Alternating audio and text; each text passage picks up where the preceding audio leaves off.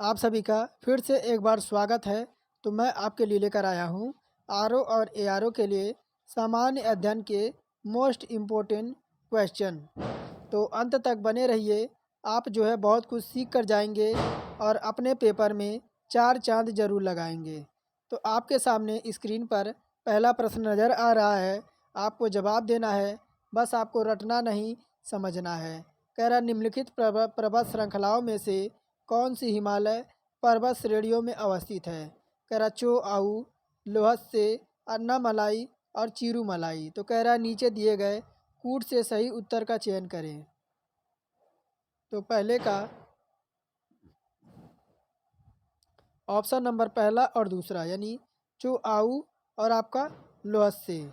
अब देखिए, चोआऊ पर्वत दुनिया का सबसे ऊंचा पर्वतों में से यह एक है, जिसकी अगर समुद्र तल से ऊंचाई देखें तो आपका समुद्र तल से इसकी ऊंचाई कितनी है, तो ये आपका 8201 मीटर है।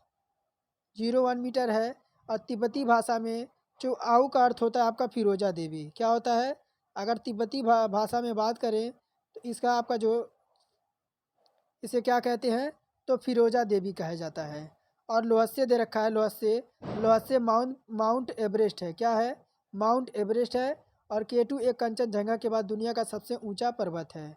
ऑप्शन देखिए, पहला यानी दूसरा हमारा इसमें करेक्ट हो जाएगा। अब देखिए क्या कह रहा है, आपको फिर कूट मिलाना है। अब देखिए क्या कह रहा है, कह रहा है कि आपका देखिए, अब यहाँ आपको कह रहा है कि सूची 1 को सूची 2 से आपको संबंधित आपको चुनना है। अब यहीं देखिए, अब गोल्डन क्रांति का संबंध किससे है। गोल्डन क्रांति का, तो गोल्डन क्रांति का संबंध आपका बागवानी एवं शहद से है। किससे, बागवानी और शहद से है। और ग्रे क्रांति का संबंध किससे है, तो ग्रे क्रांति का जो संबंध है वह आपका उर्वरक से है। किससे है, उर्वरक से है। और पीली क्रांति का संबंध किससे है, तो पीली यानी पीला का मतलब आपका तिलहन। क्या, तिलहन उत्पादन हो जाएगा। और एक बचा काली यानी ब्लैक क्रांति, तो ब्लैक क्रांति आपकी पेट्रोलियम उत्पादन से हो जाएगा। तो अब ये देखिए हमारा कौन सा हो जाएगा, ऑप्शन नंबर डी हो जाएगा। ए का दूसरा और बी का चौथा, सी का पहला और डी का तीसरा। ऑप्शन हमारा डी करेक्ट हो जाएगा। कह रहा है फिर आपको भारत की, देखिए भारत की निम्नलिखित पर्वत श्रेणियों की को उनके अवस्थित के अनुसार उत्तर से दक्षिण तक अवस्थित कीजिए। अब देखिए, नंदा देवी, केटू, अनाईमुड़ी और डोडा बेट्टा। तो नीचे दिए कूटों में से सही उत्तर चुनना है। तो भारत की निम्नलिखित पर्वत श्रेणियों को उनके अवस्थित के अनुसार उत्तर से दक्षिण तक आपको अवस्थित करना है। अब देखिए, यहीं अगर बात करें तीसरे नंबर की, तो तीसरा नंबर का हमारा देखिए आपका हो जाएगा ऑप्शन नंबर बी। आपका सबसे पहले क्या हो जाएगा, आपका देखिए सबसे पहले आपका ये हो जाएगा, आपका ये हो जाएगा केटू आएगा। केटू के बाद आपका नंदा देवी आएगी। उसके बाद हमारा चौथा आपका डोडा बेड्डा हो जाएगा, यानी आपका यह तीसरा हो जाएगा। उसके बाद अनाई मुड़ी, ये आपका चौथा हो जाएगा, ये चौथा हो जाएगा। ऑप्शन दूसरा हमारा करेक्ट हो जाएगा। और केटू हमारा कहाँ पर है, तो ये आपका लद्दाख में है। कहाँ पे है, तो केटू हमारा लद्दाख में है, यह लद्दाख में है। और बात करें नंदा देवी कहाँ है, नंदा देवी आपकी उत्तराखंड में है। और डोडा बट्टा कहाँ है, तो डोडा बेटा आपका देखिए ये आपका तमिलनाडु में है। और अनाईमुड़ी कहाँ है, तो अनाईमुड़ी आपकी केरल में है। आगे देखिए चौथा नंबर प्रश्न क्या कह रहा है, फिर आपको मिलान ही करना है। देखिए कह रहा है हिमालय, आपका देखिए यहाँ क्या कह रहा है,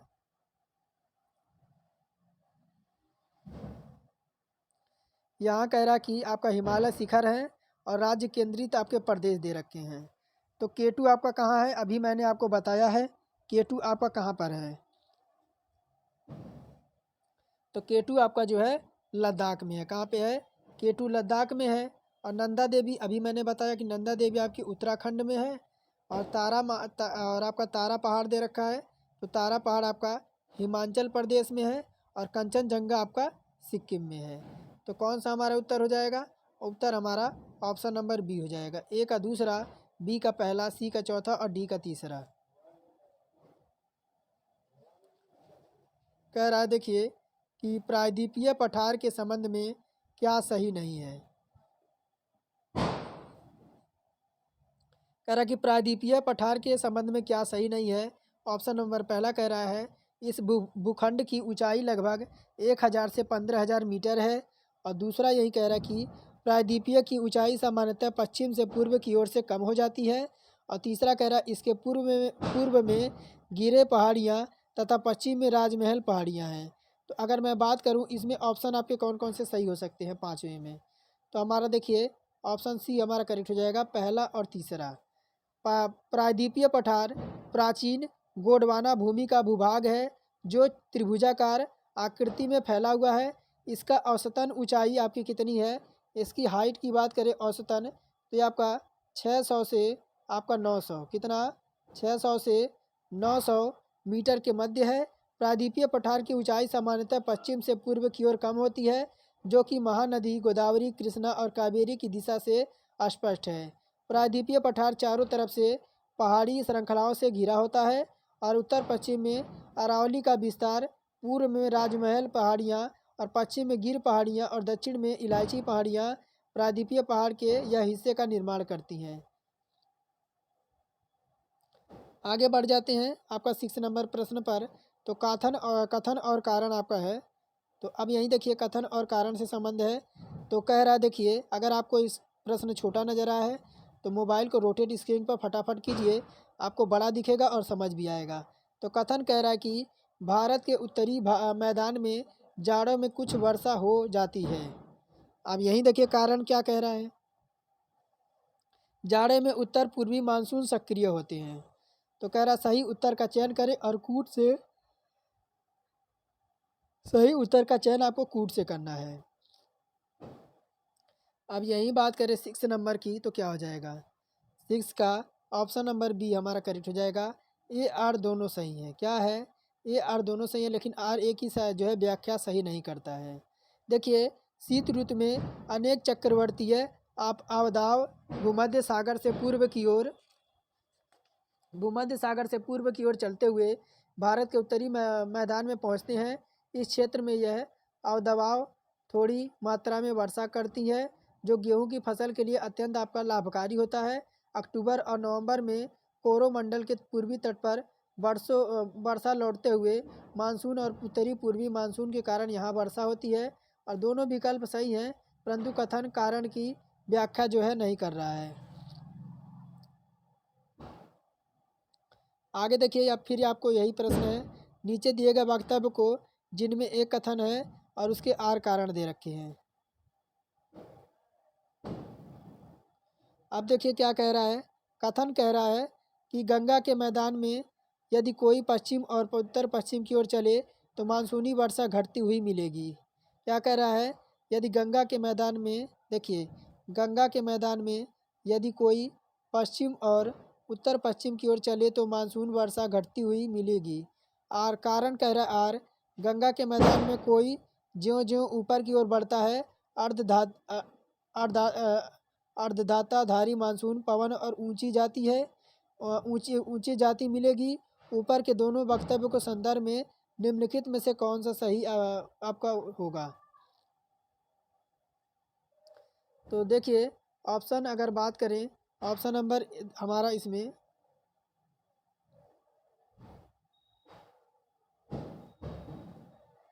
ऑप्शन नंबर हमारा ए ऑप्शन करेक्ट हो जाएगा। ए ऑप्शन करेक्ट हो जाएगा। ए आर दोनों सही हैं और ए की सही व्याख्या आर कर रहा है। अब बात करें तो गंगा के मैदान में यदि कोई पश्चिम और उत्तर पश्चिम की ओर चले तो मानसूनी वर्षा घटती हुई मिलेगी क्योंकि गंगा के मैदान में कोई ज्यों ज्यों ऊपर बढ़ता जाएगा और आपके आर्द्रताधारी मानसून पवन और ऊंचाई पर जाती हुई मिलेगी। ए आर दोनों सही हैं और आर ए की सही व्याख्या कर रहा है। अब यही देखिए कह रहा है निम्नलिखित कथनों को आपको सही बताना है। कह रहा है कि रामगंगा नदी कन्नौज के पास गंगा नदी में मिलती है, और दूसरा कह रहा है बेतवा नदी प्रयागराज के पास यमुना नदी में मिलती है। तो नीचे दिए गए सही कूट का आपको प्रयोग करना है। तो इसका आपका हो जाएगा कि केवल आपका एक सही होगा। कौन सा? केवल आपका एक सही होगा कि रामगंगा नदी कन्नौज के पास गंगा नदी में मिलती है। अब यही रामगंगा नदी गैरसेन के निकट गढ़वाल की पहाड़ियों से निकलकर उत्तर प्रदेश में नजीबाबाद के निकट प्रवेश करती हुई अंत में कन्नौज के निकट गंगा नदी से मिलती हैं, जबकि बेतवा नदी प्रयागराज से नहीं बल्कि हमीरपुर के पास यमुना नदी में मिलती हैं। और यह आपका कथन एक सही है और कथन दो आपका गलत हो जाएगा। 9 नंबर देखिए क्या कह रहा है, आपको फिर कूट का सही प्रयोग करना है। कह रहा है कि हिमालय से निकलने वाली सभी नदियां सतत वाहिनी हैं। और आर देखिए कारण कह रहा है कि हिमालय अपनी वर्षा का अधिकांश दक्षिणी पश्चिमी मानसून से प्राप्त करते हैं।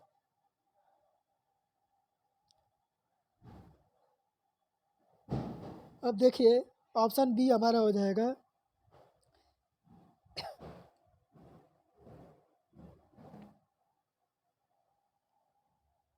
क्या हो जाएगा कि ए तथा आर दोनों सही है, परंतु आर एक ही सही व्याख्या नहीं कर रहा है। कैसे?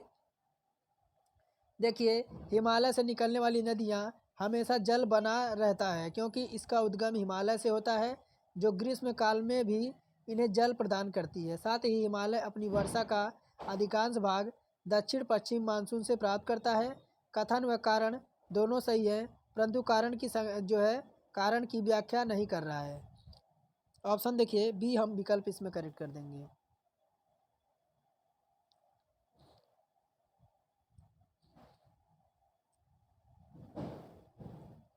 अब फिर देखिए कथन और कारण से क्वेश्चन है। कह रहा उड़ीसा तट भारत में सर्वाधिक चक्रवात प्रकरण क्षेत्र है। कारण कह रहा है कि महानदी डेल्टा क्षेत्र में भारी मात्रा में मैंग्रोव का नर्वनीकरण कर नर्वी क्या है नर्वनीकरण हुआ है। तो कूट का आपको सही प्रयोग करना है।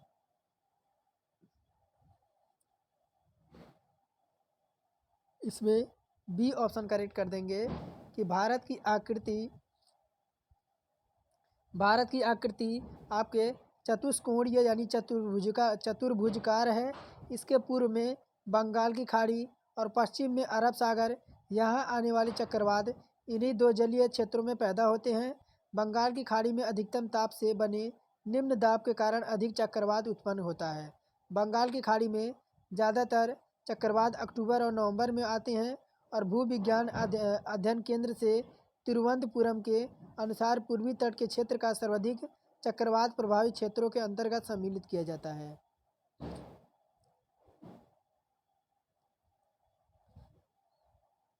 अब सूची 1 को सूची 2 से फिर आपको जो है सही प्रयोग करना है।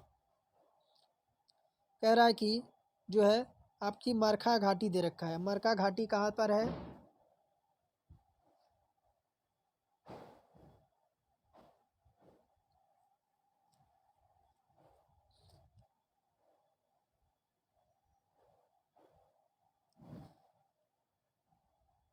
अब देखिए आपका मरखा घाटी कहाँ है?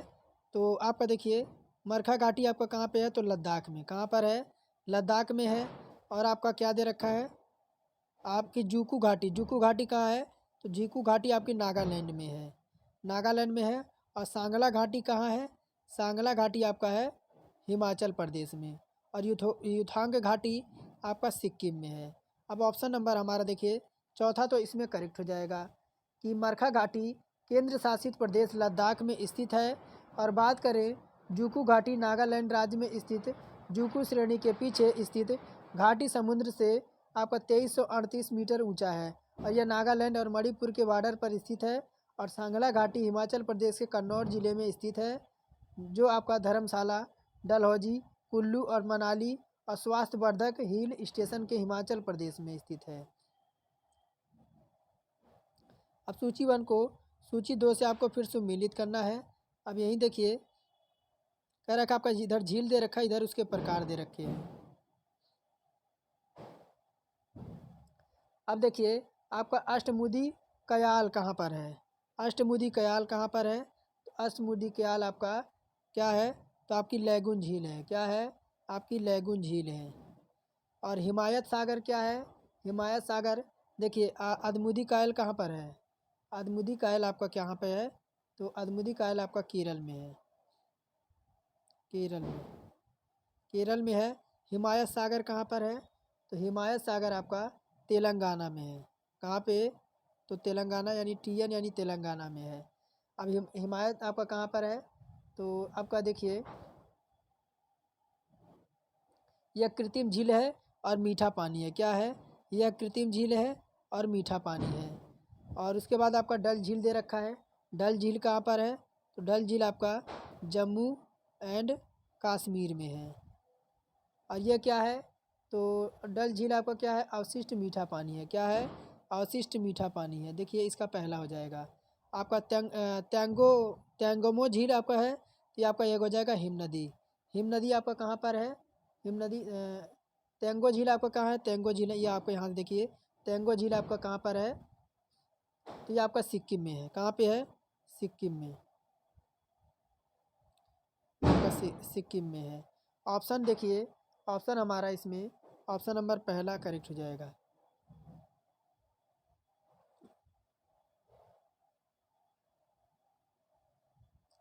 कह रहा है कि भारत में वर्षा के बारे में निम्नलिखित कथनों में से कौन सा कथन सही है? भारत में वर्षा के मामले में कौन सा कथन आपका सही है? तो देखिए यहाँ क्या कह रहा है, आपसे सही पूछ रहा है। कह रहा भारत में अधिकांश वर्षा दक्षिण पश्चिम मानसून के कारण होती है। सेकंड कह रहा कि दक्षिण भारत में वर्षा पूर्वी घाट से दूर घटती है। और नीचे दिए गए कूट का प्रयोग करके सही उत्तर का चुनाव करें। अब देखिए विकल्प हमारा इसमें सी विकल्प इसमें हमारा करेक्ट हो जाएगा। पहला और दूसरा दोनों हो जाएगा। अब देखिए भारत में अधिकतर वर्षा दक्षिणी पश्चिमी मानसून के द्वारा होती है और भारत में वर्षा पूर्वी घाट से दूर घटती जाती है। और यह विश्व के सर्वाधिक वर्षा प्राप्त करने वाला मानसीन राम मेघालय आपका 1145 सेंटीमीटर है। अब देखिए क्या कह रहा है, भारत में दक्षिणी पश्चिमी मानसून के अंतर्गत के संदर्भ में निम्नलिखित कथनों पर विचार करना है। कह रहा है कि पंजाब एवं निकटवर्ती हिमालय के क्षेत्र में अरब सागर की धारा बंगाल की खाड़ी की धारा में मिल जाती है। ये तो हमारा पहला है। और दूसरा कह रहा है विराम तथा शुष्क मौसम की अवधियाँ दक्षिण पश्चिमी मानसून की विशेषता नहीं है। कह रहा केवल एक है, केवल दो है, एक और दो दोनों हैं। तो ऑप्शन देखिए इसमें केवल आपका एक हो जाएगा। क्यों? क्योंकि पंजाब एवं निकटवर्ती हिमालय के क्षेत्रों में अरब सागर की धारा बंगाल की खाड़ी से धारा में जा मिलती है।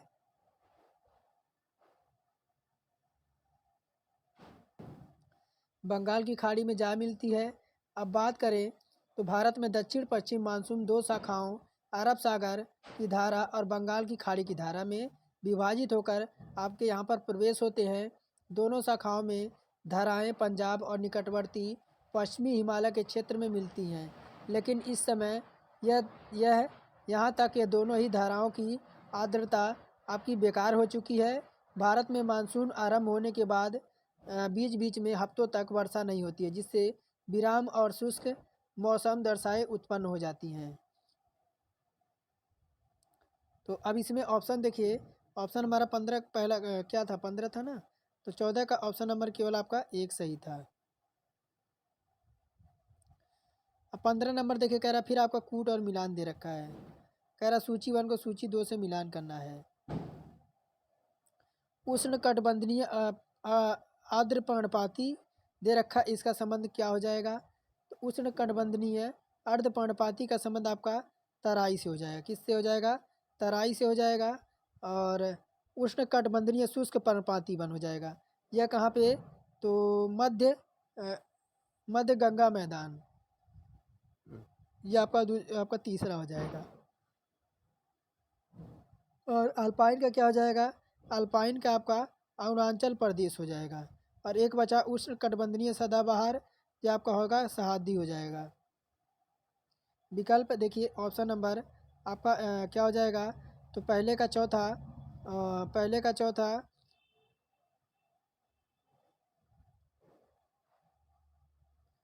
पहले का चौथा और क्या हो जाएगा, बी का तीसरा, सी का पहला और डी का दूसरा।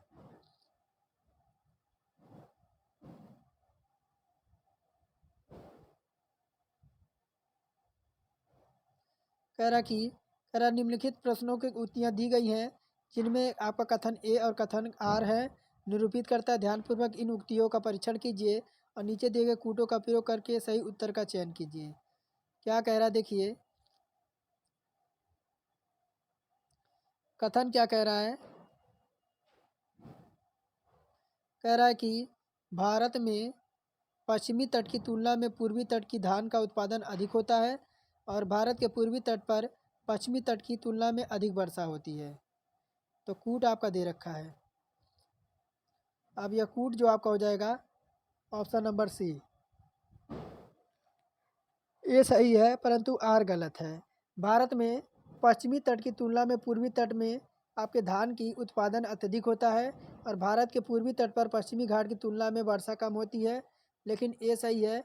आर आपका जो है आर आपका जो है गलत हो जाएगा, यानी कारण आपका गलत हो जाएगा।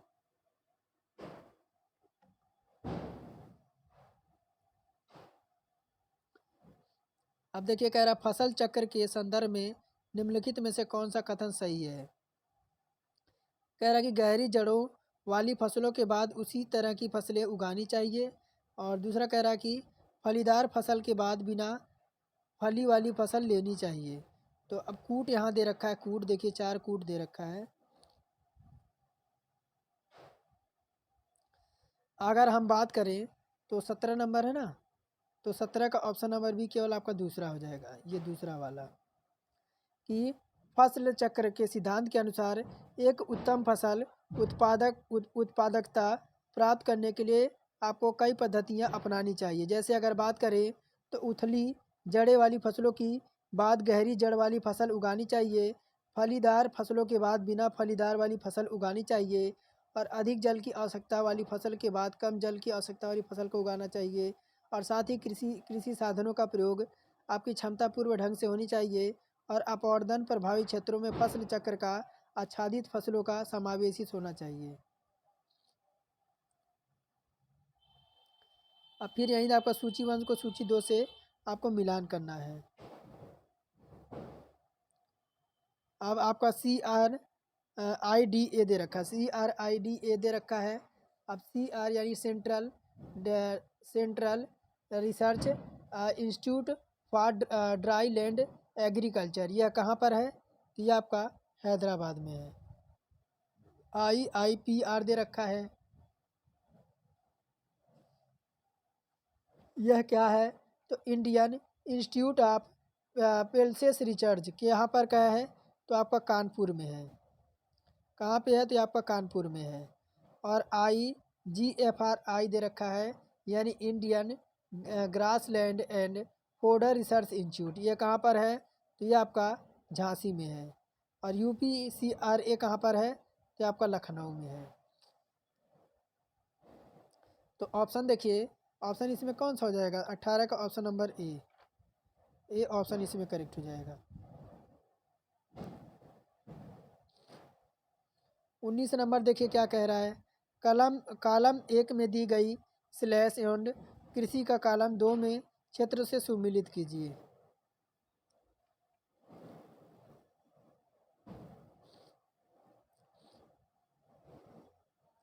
अब देखिए झूमिंग दे रखा है, झूमिंग दे रखा है। अब झूमिंग क्या है, अब झूमिंग क्या है, तो यह उत्तरी पूर्वी क्षेत्र है। क्या है, तो झूमिंग क्या है, तो झूमिंग आपकी उत्तरी पूर्वी क्षेत्र है। और खील क्या है, खील खील जो आपका है वह हिमालय पट्टी है। क्या है, खील आपका हिमालय पट्टी है। अब आपका वरिंगा यानी बिंगरा क्या है, बिंगरा ब्रिंगा दे रखा है, ब्रिंगा क्या है, तो ब्रिंगा जो आपका है वह उड़ीसा है। अब वालरे का क्या है जाएगा, वालरे का दक्षिणी पूर्वी राजस्थान हो जाएगा। अब इसकी बात करें, ऑप्शन नंबर बी हम इसमें करेक्ट कर देंगे।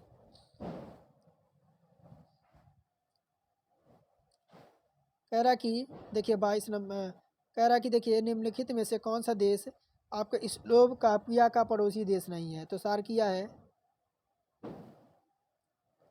तो ऑप्शन में आपका पास क्या है, तो सार्किया है, चेक गणराज्य है, हंगरी है और ऑस्ट्रिया है। तो नीचे दिए गए कूट का सही उत्तर चुनना है।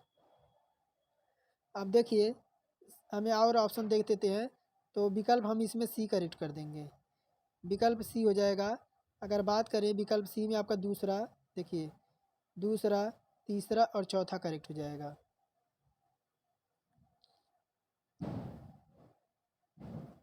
दूसरा, तीसरा और चौथा। देखिए आपके बात करें कि आपका स्लोवाकिया एक ऐसा यूरोपीय देश है, इसका पड़ोसी देश हंगरी और ऑस्ट्रिया, चेक गणराज्य और पोलैंड, यूक्रेन और सर्बिया इसका पड़ोसी देश नहीं है। यह हंगरी का पड़ोसी देश है। यानी आपका 2, 3 और 4 हमारा जो है आपका बिल्कुल करेक्ट हो जाएगा। अब सूची 1 को सूची 2 से फिर सम्मिलित करना है और नीचे दिए गए कूट का जो है सही प्रयोग करना है। तो ये आपका देश दे रखा है और राजधानियाँ दे रखी हैं। अब यहीं देखिए आपका क्या दे रखा है आपका स्लोवाकिया दे रखा है। स्लोवाकिया क्या है, तो आपका ब्रांतिस्लावा है। क्या है, तो आपका पहले का आपका ये आपका पहले का पहला हो जाएगा। अब बल्गारिया दे रखा है। बल्गारिया, बल्गारिया का क्या हो जाएगा, बल्गारिया का आपका हो जाएगा सोफिया, सोफिया हो जाएगा। और रोमानिया क्या है, आपका क्या दे रखा है, रोमानिया, ये आपका हो जाएगा बुखारेस्ट हो जाएगा।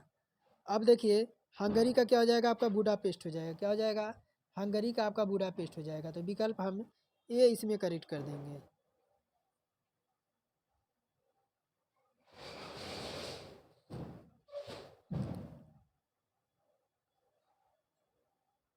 अब 24 नंबर 22 नंबर कह रहा है निम्नांकित को सम्मिलित करना है।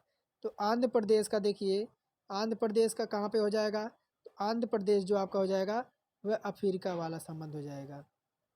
क्या हो जाएगा आपका सही युग्म आपका आंध्र प्रदेश का अफ्रीका हो जाएगा। और विश्व का छत क्या हो जाएगा, विश्व का छत आपका पामीर हो जाएगा। क्या हो जाएगा, विश्व का छत पामीर हो जाएगा। और हज़ारों झीलों का देश कौन सा हो जाएगा, हज़ारों झीलों का देश आपका फिनलैंड हो जाएगा। और मोतियों का द्वीप आपका बहरीन हो जाएगा। तो हमारा क्या उत्तर हो जाएगा, तो हमारा ऑप्शन नंबर बी हमारा करेक्ट हो जाएगा।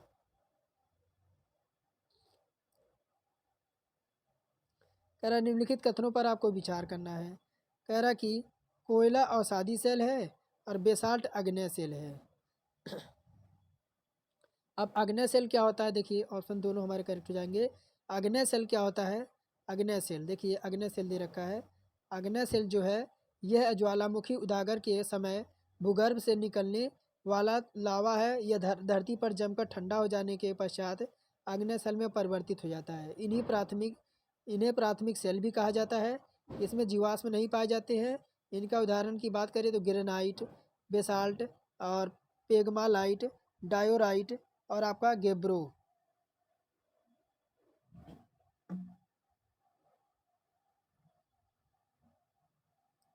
अब फिर आपको सूची 1 को सूची 2 से सम्मिलित करना है। उच्चतम शिखर दे रखा है और इधर आपका देश है। अब देखिए माउंट लोगन कहाँ पे है, माउंट लोगन, तो माउंट लोगन आपका कनाडा में है। कहाँ पे है, कनाडा में है। और ये आपका कितना है, तो आपका 5959 है, 5959 मीटर है। और माउंट मैकनले क्या है, माउंट मैकनले आपका यूएसए और अलास्का में है। ये आपका कितना है, 6194 मीटर। और माउंट कैसिउस्को क्या है, तो आपका ऑस्ट्रेलिया है। क्या है, ऑस्ट्रेलिया है। और बात करें यह कितना है, तो आपका ये आपका कितना है, ये आपका 2 और आपका कितना 8 मीटर है। ये 2228 मीटर है। तो ऑप्शन देखिए, ऑप्शन इसमें हमारा कौन सा हो जाएगा, ऑप्शन सी विकल्प है। ये वाला सी में।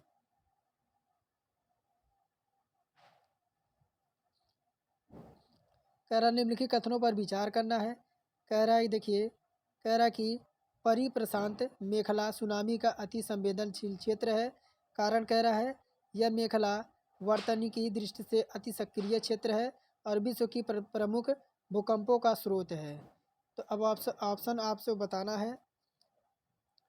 अब देखिए, अगर बात करें 25 का, ऑप्शन नंबर ए करेक्ट हो जाएगा। ए आर दोनों सही हैं और ए का सही स्पष्टीकरण आर है। देखिए, सुनामी जापानी भाषा का एक शब्द है जिसका अर्थ तट पर आती समुद्री लहरें और बहती हुई लंबी कंपन वाली समुद्री लहरों हैं जो आपका महासागरीय भूकंपों के प्रभाव में महासागर में उत्पन्न होती है। सुनामी लहर एक साथ जल की संपूर्ण गहराई तक जाती है, इसलिए यह अत्यधिक प्रलयकारी होती है। कह रहा है कि निम्नलिखित नदियों पर विचार करना है। तो डोन है, सीरा दरिया है, बोल्गा है और यूराल है। तो 26 का ऑप्शन सी तीसरा और चौथा हमारा इसमें जो है सत्य हो जाएगा। बोल्गा और यूराल नदियाँ स्थल रुद्र आपके कैसियन सागर में गिरती हैं, जबकि डान नदी का काला सागर में और सर दरिया अरब झील में गिरती हैं। सूची को तो फिर सम्मिलित करना है। देखिए क्या कह रहा है, इधर आपका नदी है, इधर आपका नगर है। तो स्त्री का आपका क्या हो जाएगा, स्त्री का आपका वर्लिन हो जाएगा। क्या हो जाएगा, स्त्री का वर्लिन हो जाएगा। क्या है, स्त्री है नहीं, स्प्री है। स्प्री का आपका वर्लिन हो जाएगा। राइन का क्या हो जाएगा, राइन का आपका राइन का क्या हो जाएगा, राइन का आपका वान हो जाएगा। क्या हो जाएगा, राइन का वान हो जाएगा। और सीन का क्या हो जाएगा, सीन का पेरिस हो जाएगा। एक बचा एल्ब का आपका हेमबर्ग्स हो जाएगा। अब बात करें तो ऑप्शन नंबर बी हमारा देखिए, ये वाला ऑप्शन करेक्ट हो जाएगा, ये वाला।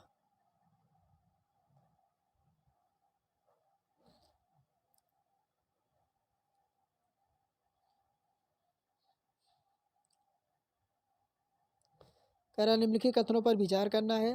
कह रहा कि ग्रीष्म यानी गर्मी में जो है महाद्वीप और महासागर के बीच तापमान आपका विरयपतता शीत ऋतु की अपेक्षा अधिक होगी। और कथन सेकंड कह रहा जल की अपशिष्ट उष्मा भूपृष्ठ के विशिष्ट उष्मा की अपेक्षा अधिक होती है। तो उपयुक्त कथनों के बारे में निम्नलिखित कथनों पर आपको एक सही बताना है।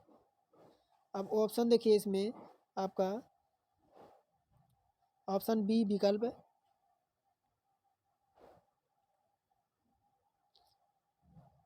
क्या कह रहा है आपका बी विकल्प। तो पहला दूसरा दोनों सही है तथा दूसरा कथन एक ही सही व्याख्या नहीं करता है। ऑप्शन देखिए, इसमें हमारा बी विकल्प करेक्ट हो जाएगा।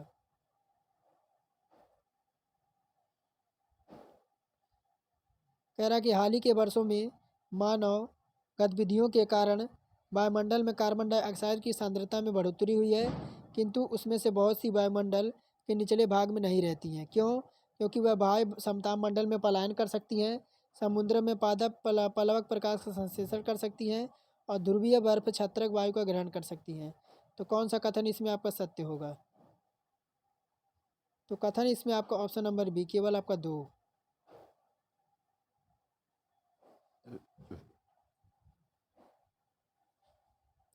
अब आज का लास्ट प्रश्न होगा, उसके बाद जो है हम कल के सेट में इसे पूरा करेंगे।